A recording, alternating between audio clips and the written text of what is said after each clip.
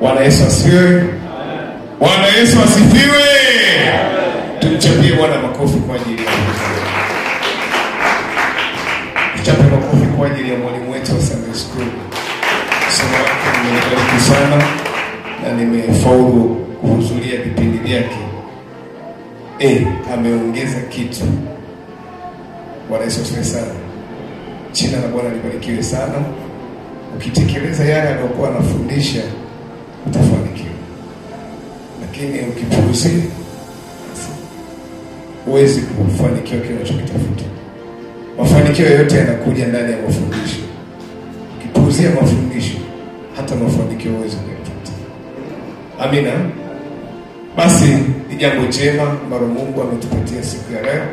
Penda nitambulishe kwa majina yangu. Naitwa Mchungaji Eric, niko kanisa la Mennonite Tanzania, lakini kwa sasa ninahudumu Mlandizi sehemu moja inaitwa Kwala, baada ya kuwa wamenihamisha huko Rufiji, lakini familia bado haijahama. Ndio tupo kwenye process za kuihamisha. Bwana Yesu asifiwe sana. Kwa hiyo ni jambo jema tumekutana tena kwa mara nyingine. Ni neema kubwa ambayo Mungu amependezwa nasi. Bwana Yesu asifiwe sana. Basi ujumbe wetu wa leo ni mzuri. Ni mzuri sana. Andaa diary yako. Unasema kumjua Yesu zaidi. Najua unamjua Yesu, lakini nitakumjua zaidi. Nilikuwa na ujumbe mzuri nimeuandaa. Mstari wa kwanza ni malango yako ya baraka, lakini Bwana akaniambia hapana, kabla hujafundisha hicho, fundisha kwanza kumjua Yesu zaidi. Yesu asifiwe sana. Unajua iko hivi, wakati Mungu ameumba mbingu na nchi na dunia na vitu vyote, Mungu aliendelea kuishi na wanadamu. Yesu asifiwe sana. Lakini mwanadamu akawa ametenda dhambi. Na kanuni ya Mungu inasema ukitenda dhambi ni kufa. Bwana asifiwe sana. Kanuni ya Mungu inasema ukitenda dhambi unafanya nini? Ni kufa, manake haupo tena kwenye hii dunia. Aliishi na dhambi zile za Adamu, aliishi na wale na vile vizazi. Dhambi zilipo kisiri nyingi, Mungu akawatangazia injili ya kuangamiza kwa maji. Maana kila ambalo alichokituma kwa watumishi wa wanadamu hawakuweza kuelewa kabisa. Mioyo yao ilikuwa imefungwa, nafsi zao zilikuwa zimezuiliwa. Kwa hiyo wanadamu wale baadhi waliotii walipona, na ndio leo kizazi hiki tumo ndani ya kanisa hili. Chapie Bwana makofi. Maana hata wanyama walipohubiriwa injili nao wakasikia habari ya gharika, wakaingia kwenye safina. Kama mwanadamu unakataa, paja ataingia ndani ya safina. Kama mwanadamu unaona habari za injili kwako ni kelele, hata ng'ombe ataingia. Angalia wanyama walioingia kwenye safina kwa kuisikia sauti ya Bwana Mungu, wakaingia. Kwa hiyo Mungu anatuonyesha kabisa kwamba ukipinga kwake hana kukubembeleza, ni kukuangamiza. Tumekwenda ikaibuka nchi ya Sodoma na Gomora, nao wakawa wenye dhambi nyingi sana. Kanuni yake Mungu inasimama pale pale, ni kumuondoa tu mwanadamu ambaye haitii sheria yake. Kwa hiyo nimesema kumjua Mungu na kumjua Yesu zaidi. Nataka tuone utendakazi wa Mungu ndani ya nafsi zake tatu. Yesu asifiwe sana. Tumjue Mungu ndani ya utendaji wake wa kazi ndani ya nafsi tatu. Sawa? Tuanze na andiko hili hapa ambalo litatufungua zaidi. Waraka wa kwanza wa Yohana sura ya 5 na mstari wa 8. Msomaji wa Biblia kamata maiki. Inasema hivi, waraka wa kwanza wa Yohana ambayo hajafungua sura ile ya 5 na mstari wa 8. Nataka nianzie hapo ili uweze kuelewa. Inasema hivi, kwa maana wako watatu washuhudiao mbinguni, Baba na Neno na Roho Mtakatifu. Narudia tena. Kwa maana wako watatu washuhudiao mbinguni, sio duniani. Yaani manake hata mbinguni bado injili inaendelea. Sika unaelewa mpendo. Hawa watatu kule juu bado huduma ya injili inaendelea. Pamoja na kwamba huku duniani wako wachungaji na manabii na mitume na watumishi wakiendeleza injili, lakini hata mbinguni wako watatu wanaendeleza kuihubiri injili ya habari ya amani.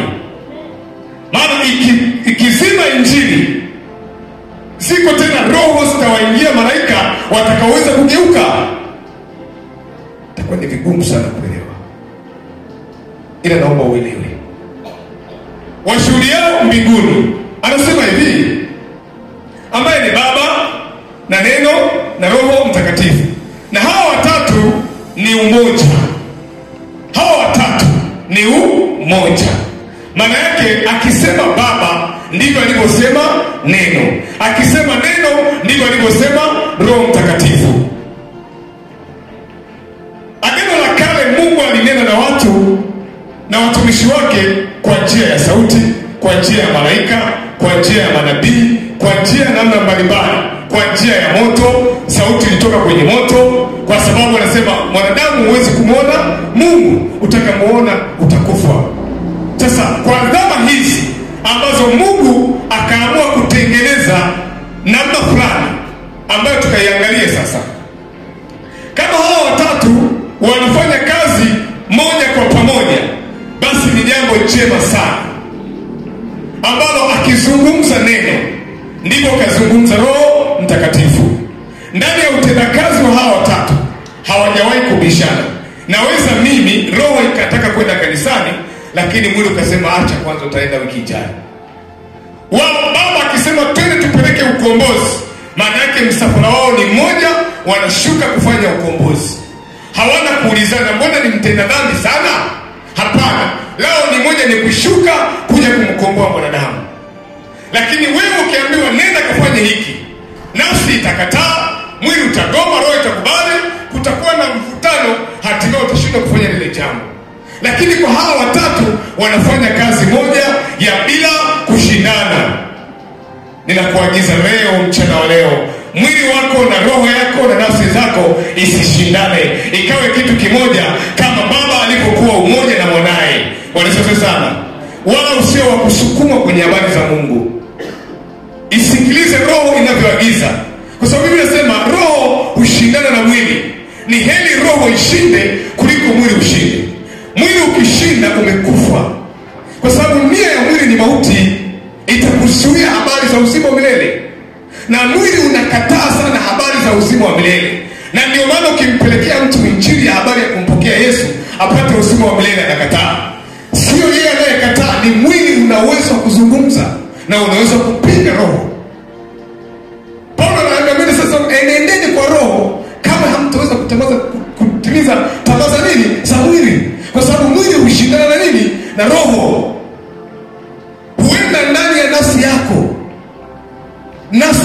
na mwili wako, roho inataka sana utende mema, lakini mwili umejaa jirasi, chuki, wivu, hasira, ugomvi, umejaza vitu vingi. Unajikuta hata jirani yako hutaki kumsalimia. Sio wewe, ni kwa sababu mwili unataka kufa. Mwili wenyewe kila siku unatamani uondoke kwenye dunia. Kwa sababu ya nini? Kwa mtu mmoja alipotenda dhambi, Biblia inasema wote wanahesabiwa kosa la yule mtu mmoja. Kwa hiyo ndani ya mtu mmoja miili yetu ikapokea dhambi. Sasa jiuliza, huyu mtoto mbona mdogo? Mbona amedokoa sukari? Kudokoa si wizi. Ni ile dhambi ambayo Adamu alitenda, imeshaleta itrafu ndani ya maisha ya watu. Lakini Mungu akaona si hapana, kwa hapo ngoja nilitume neno langu kwenye uso wa dunia. Nikilituma neno langu kwa namna hii, huenda wanangu watanielewa. Bwana Yesu asifiwe sana. Katikati ya nafsi tatu Mungu akalituma neno. Akalituma nini? Neno lije kwenye hii dunia. Na hili neno linapofika kwenye dunia linatengeneza upatanishi. Yaani akatuma mazungumzo kati ya mwanadamu na Mungu. Kwa sababu Mungu mwenyewe kufika wewe kwa dhambi tunazo hawezi kuongea na wewe. Analituma neno na neno linakuja kwako kwa njia ya sauti. Sasa sauti utaisikiaje? Ni lazima iwe na umbo. Umbo ndio itakaloweza kutoa sauti. Sauti ya Mungu iingie ndani ya umbo na umbo litoe sauti. Yesu asifiwe sana. Unanielewa vizuri mpendwa?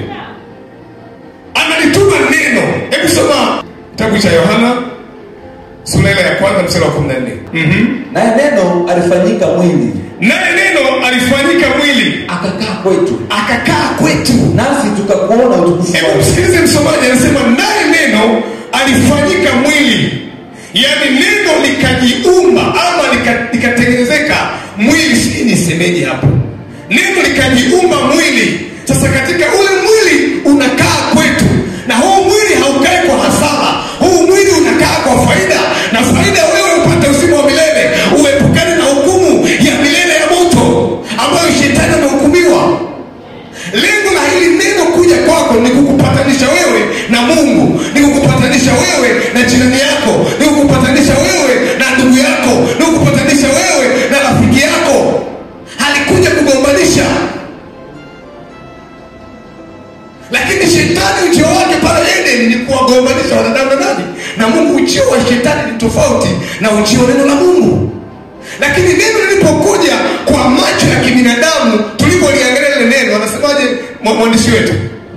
Nasi tukauona utukufu wake, kama wa mwana pekee atokaye kwa Baba. Angalia mwandishi anaposema kwenye kinywa cha Yohana. Kama ili neno tunasema hii ni simu. Lakini kuna simu iko mfano, kuna vile simu za watoto zinafanana hizi. Sasa unaanza anaanza kulinganisha. Hii ni simu original, lakini hii ni kama simu, lakini halisia yake ni nini? Yesu asifiwe sana. Huyu ni kama mwana, lakini halisia yake ni neno. Kwa macho ya kibinadamu ilibidi ashuke, halafu Mungu akuwe ongezeke. Kulingana na mafundisho aliyoyapata, Mungu ni mkuu kuliko vitu vyote. Sasa neno kaja kwa mfano wa mwili, ililazimu ashuke kwenye hii dunia, anyenyekee ayo wa chini, ili anapowafundisha watu wake habari za kumjua Mungu na kumwendea, wajue kule mbinguni yuko Mungu mkuu ambaye amenituma. Bwana Yesu asifiwe sana. Unaelewa mpendo? Unaelewa vizuri? Hili neno likafanyika kwa mwili. Endelea. Utukufu kama wa mwana pekee atokaye kwa Baba. Ndio. Amejaa neema na kweli. Amejaa neema na kweli. Amejaa nini? Neema na kweli. Hakuna sifa nyingine ya hili neno. Tumeokolewa kwa neema. Si ndio tunaipa ibada? Wewe hukuja humu kanisani kwa sababu tunampenda. Bila kabisa hamkunipenda, bali mimi niliwapenda. Akatuambukiza na sisi upendo, na ndio maana tunamsifu Mungu kwa upendo. Ila kabla hatujapewa ule upendo ndani, tulikuwa tunaimba nyimbo za kienyeji tu kule, tunafanya mambo yetu mengine, kwa sababu tulikuwa tuna roho ambayo sio ya kumpenda nani? Mungu. Ila huyu neno alipokuja akatuletea neema ya kutuokoa. Hatukustahili kuokolewa, hatukustahili leo kusimama kwenye madhabahu kuhubiri, hatukustahili hata kukaa na jirani. Lakini hii neema na ile kweli aliyoileta ndani ndiyo imekufanya leo wewe huru katika jina la Yesu. Na ndio maana anasema nendeni ulimwenguni mkanitangaze habari zangu. Habari zangu si za ugomvi, ni za amani na upendo. Bwana Yesu asifiwe sana. Amina wapendwa. Hii ndio mfumo wa Yesu Kristo jinsi alipokuja. Tukaangalia tena Yohana 10:30. Anasema mimi na Baba tu moja. Sasa hapa nataka nikufundishe kitu ambacho Yesu jinsi alivyopewa yale mamlaka ya utendaji wa duniani na mbinguni. Bwana Yesu asifiwe sana. Na ndio maana ukidili kuomba kuanza kuita jina la Mungu kabla hujaingia kwenye mfumo wa Yesu Kristo, unajikuta majibu yako kujibiwa na chelewa, kwa sababu bado hujatambua kizazi hiki au wakati huu ni nani anastahili kuzungumza naye afikishe ripoti zako. Amina mpendo. Anasema na mimi Yohana 10:30, mimi na Baba tu moja. Kwa hiyo wao na Baba ni nini? Walimtilia mashaka kwao Yesu. Yamkini hayo mashaka ya watu ni zile roho zilizoingia ndani. Yamkini hata kanisani wanatilia mashaka habari za wokovu. Yupo, mimi nipo tu, lakini siamini kama kweli huyu Yesu alikuja kutufilia msalaba. Ukiuliza kwa nini upo? Ni tu kwa sababu wa Kristo mnazika, mnashirikiana kwenye maziko. Hata ukifiwa wanakuchangia. Lakini kwa kuamini, mimi siamini. Si wote ambao wamekaa ndani ya kanisa kindani ndani. Vijana leo tunasema kindaki eti. Bwana Yesu asifiwe sana. Si wote. Sasa ili waweze kumwamini lazima tufundishe. Sasa tuangalie namna ya Mungu jinsi alivyomkabidhi mwanae majukumu. Na wewe namna sasa ukiingia kwenye maombi inapaswa uingie kumwambia nani, ili kusudi aweze kukujibu maombi yako. Si kwamba haujibiwi, unajibiwa sana. Ila yapo mengine tangia umeokoka hujajibiwa, lakini yapo mengine umejibiwa unaona ni mepesi. Hajaenda kiundani kuyajibu. Ni kwa nini? Bado kuna wakati itakuwa uweze kuelewa nani anapaswa kumwomba. Haya, Injili ya Yohana sura ya 5 mstari wa 20 hadi 25. Kidogo ni mistari mingi hapa. Yohana 5:20 hadi 25. Biblia inasema, kwa kuwa Baba ampenda Mwana. Sikia neno linalosema kwa kuwa Baba ampenda nani? Mwana ambaye alikuwa neno alipokuja huku inamshuhudia mbingu ni Mwana. Anakuelezea na kupambanulia. Baba anampenda Mwana. Sasa kama anampenda Mwana inakuwaje? Naye humuonesha yote atendayo mwenyewe. Humuonesha yote atendayo mwenyewe. Hata kazi kubwa zaidi kuliko hizo atamuonyesha. Ndio. Ili mpate kustaajabu. Maana kama Baba awafufuavyo wafu na kuwahuisha, vivyo hivyo Mwana atawahuisha wale awatakao. Kwenye Agano la Kale, hebu kama kwenye Agano la Kale, kipindi cha mitume, manabii kina Elisha, walifufua watu kwa uwezo wa Mungu. Wakati anafanya kazi ile Mungu kufufua watu waliokufa, Biblia inatushuhudia alikuwa anamwelekeza kuna nafasi yake inafuata ya kwenda kutenda zaidi ya haya. Yesu asifiwe sana. Kuna nafasi yake inafuata ya kwenda kutenda zaidi ya haya. Endelea kuishia. 22. Tena Baba hamhukumu mtu yeyote, bali amempa Mwana hukumu yote. Yaani tangia Yesu alipozaliwa kalenda ikabadilika. Kama ulikuwa hujua, kalenda ikafanya nini? Ikabadilika. Walikuwa wanahesabu 1000 kushuka chini, lakini sasa wakaanza 1 kupanda juu. Leo tunapata miaka 2025 kwa sababu Yesu alikuja kubadilisha kalenda. Hapo ndipo sasa kibali kimetoka kwa Yesu kwa ajili ya kuja kutenda. Anaanza na kubadilisha utaratibu wa hesabu zao za kalenda. Yesu siwe. Sasa hata kwa habari ya hukumu, Mungu ile zoezi analisitisha. Anamwachia mwanae. Wala Baba hamhukumu mtu yeyote. Bali nani? Msomaji, bali nani? Bali amempa Mwana hukumu yote. Ili watu wote wamheshimu Mwana kama vile wanavyomheshimu Baba. Nini nasema? Ili watu wote wamheshimu Mwana kama vile wanavyomheshimu Baba. Kama ulikuwa unamheshimu Mungu kiukweli ukweli, basi hata Yesu inahitaji mheshimu ili uweze kuyapata unayohitaji. Ukimdharau Yesu kwenye vinywa vya watumishi, wanaonena, wanaoimba, wanafanya kazi ile, unamdharau Yesu Kristo. Kwa sababu anasema kati ya wale wadogo waliokuja mbele yenu nilikuwa mimi mmoja wapo. Yesu asifiwe sana. Kwa hiyo ukikuta una struggle kwenye wokovu, usongi mbele, ufanikiwi jambo lako, ni kwa sababu kuna kitu umekipuuzia. Na uzuri wa Yesu haji kwa mtu ambaye unayemwona wa zamani, ni mtu ambaye amezalaulika, ni mtu ambaye watu hawezi kumheshimu. Anaingia ndani ya yule mtu ili kusudi akupime wewe wokovu wako ni kweli umemwamini Yesu. Anaingia ndani ya mtu kutengeneza mahusiano yako na Mungu. Lakini kama una neno la utambuta, jua hakika maneno ya huyu mtu pamoja na kwamba anamdharau, liko neno la Mungu ndani yake linazungumza, ambalo neno la Mungu litakufanya wewe ushuke chini. Ukishuka chini unatengeneza mahusiano wewe na Mungu. Vile unapohitaji Mungu anakwenda kukujibu. Vile unapohitaji anakwenda kukujibu. Tunaenda haraka. Asimheshimu Mwana hamheshimu Baba aliyempeleka. Ndio.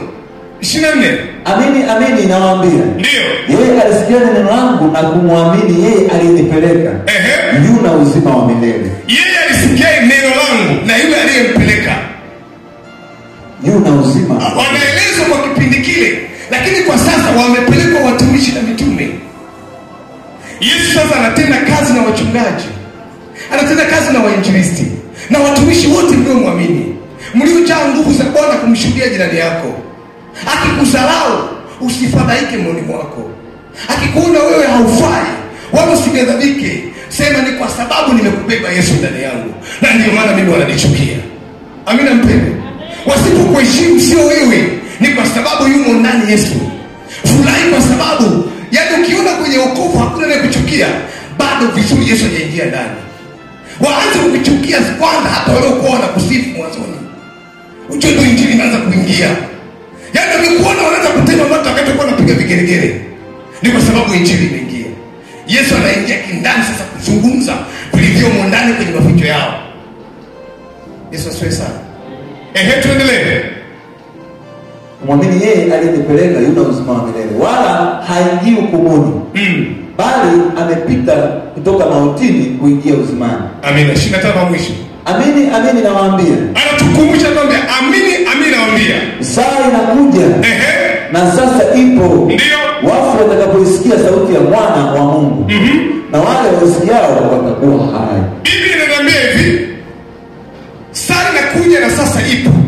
Wale wanaoisikia sauti ya mwana wa Mungu, sasa hivi sinasikia, lakini waliokufa atakapokuja kuunguruma, si ajabu kajikuta kanisani kuna watu wanafufuka. Si ndio watu walikuwa wanaishi watu hawa? Wamekufa na utakatifu wa Bwana. Wameisikia sauti ya Yesu, parapanda limelia. Wanaibuka, mifupa yao inapata uhai wa kuachana na ardhi. Ardhi iliwameza kwa sababu mwili ulikuwa umekufa. Sasa nguvu ya Yesu imeingia kwa njia ya sauti. Wanapoisikia sauti, unashangaa mifupa inajirudishia, nyama zinajirudishia, sauti zao zinainuka, wanavaa mavazi mazuri, wanasimama kuungana na watakatifu ambao leo wamo ndani ya kanisa, wakiungana nao, wakimshangilia Bwana kwa kuwa sauti ya Mungu wameisikia ndani ya Bwana. Piga makofi kwa mshangilie Bwana kwa kuwa umepata neema siku ya leo ya kuisikia sauti ya Bwana. Mwambie Bwana, niko na wewe, hata wangenichukia, hata wangenitenga, hata wangenikataa, wewe huwezi kunikataa. Utakuwa na mimi kwenye ziki, utakuwa na mimi kwenye shida, utakuwa na mimi wakati wa msiba, utalia na mimi. Sema yes. Amina. Ukielewa ndani ya neno, utasumbuka. Unafadhaika kwa sababu bado neno halijaingia. Na mbaya zaidi sasa unakwenda kwa madaktari, wanakwambia ugonjwa unao upone na kufa.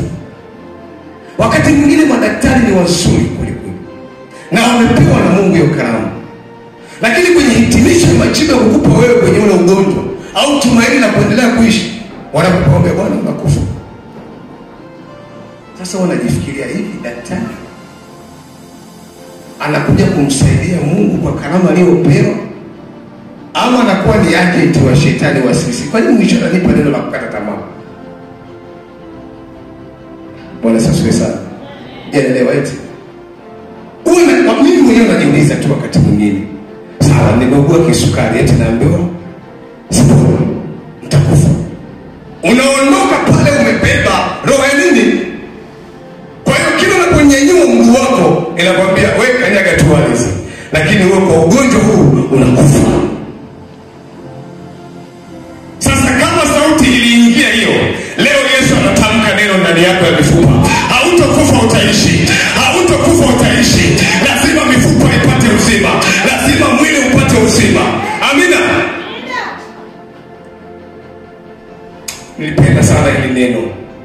Sasa basi, ukiwa unahitaji uzima wa milele, ukiwa unahitaji kitu chochote kwenye hii dunia, kuna mtu mmoja amepewa mamlaka. Soma Mathayo 28 mstari wa 18. Kuna mtu mmoja amepewa mamlaka ya mbinguni na ya duniani. Ukielekeza maombi yako tofauti na huyo mtu, unagonga mwamba majibu yako. Injili ya Mathayo sura 28 mstari wa 18. Biblia inasema, ndio Yesu akaja kwao, akasema nao akawaambia, nimepewa mamlaka yote mbinguni na duniani. Yesu anawaambia nimepewa mamlaka. Mkataba wa kudili na Mungu mnayemjua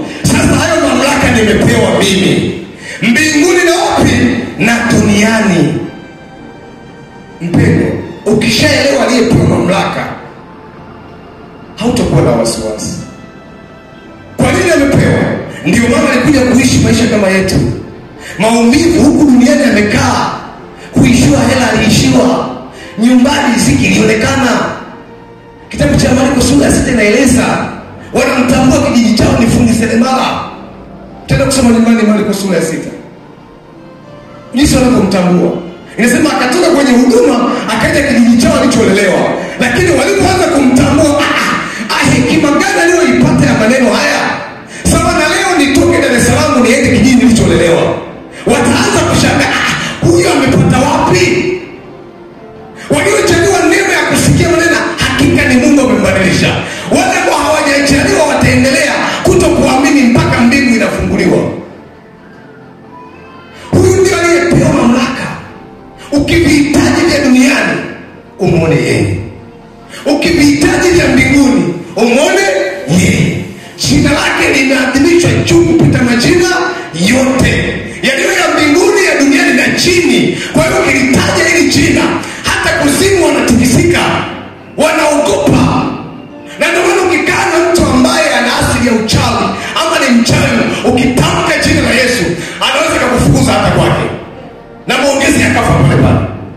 Mtu yote anayeashiria tu dhambi, ukitaja jina la Yesu, unaona sura anakunja, kaanza anajifanya mtakatifu. Sio yeye, Yesu ndo anaambiwa ndani. Anapokutambua wewe, siku Yesu anapokutambua kwenye maisha yako. Hata watu wazungumze juu ya maisha yako, wale ni watu hawajafa kwa ajili yako, ila hata Yesu azungumze kwenye maisha yako. Ndio aliyekufa kwa ajili yako. Msikilize kwenye madhabahu anasema nini. Songa mbele mwana wa Mungu. Usikate tamaa, usirudishe nyuma. Hapa duniani tunapita, sisi ni wasafiri. Amina mpendwa. Kama wewe umepewa mamlaka, andiko la mwisho kabisa, Yohana sura ya 14 mstari wa 13 na 15. Unasemaje? 13:14 Biblia inasema, nanyi mkiomba lolote kwa jina langu, hilo nitalifanya. Ngoja nikwambie, baada ya kubadilika utendakazi wa kimungu kwenye uso wa dunia, baada ya kumpa mamlaka Yesu ya mbinguni na duniani, sasa sisi wanadamu tunahitaji tuliyempokea tupeleke maombi kwa Yesu Kristo.